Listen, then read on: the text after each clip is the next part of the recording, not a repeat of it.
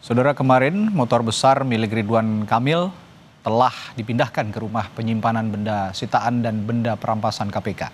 Motor yang disita sejak 10 Maret bermerek Royal Enfield tipe klasik 500 seri limited edition.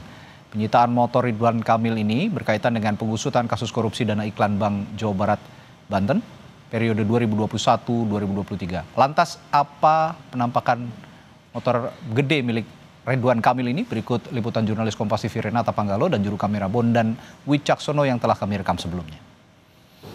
Saudara, sekarang saya sedang berada di rumah penyimpanan benda sitaan dan benda rampasan KPK. Dan langsung saja saya perlihatkan kepada Anda bahwa KPK sudah memindahkan motor gede milik mantan Gubernur Jawa Barat, Ridwan Kamil. Di samping saya ini sudah Anda bisa lihat motor ini memang motor dari Ridwan Kamil, Royal Enfield, dan kalau kita lihat di bodinya ini memang tipe klasik 500 limited edition.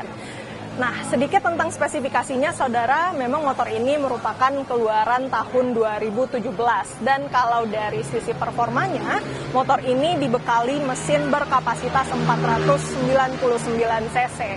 Sementara itu, kalau kita melihat dari LHKPN Ridwan Kamil, memang motor ini sudah dilaporkan oleh Ridwan Kamil dan kalau kita lihat harganya ini di harga 78 juta rupiah dan ini berasal dari dana sendiri dan bukan hibah.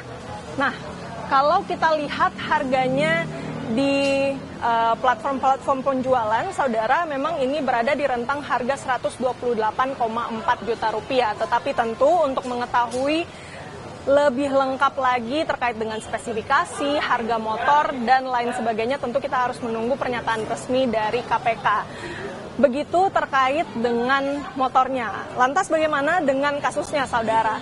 Kalau dari yang kami pantau, memang sejauh ini motor gede milik Ridwan Kamil ini disita pada saat penggeledahan yang dilakukan oleh penyidik KPK pada tanggal 10 Maret 2025 dan penyidikan ini terkait dengan kasus dugaan korupsi proyek pengadaan dana iklan Bank BJB periode 2021 sampai 2023.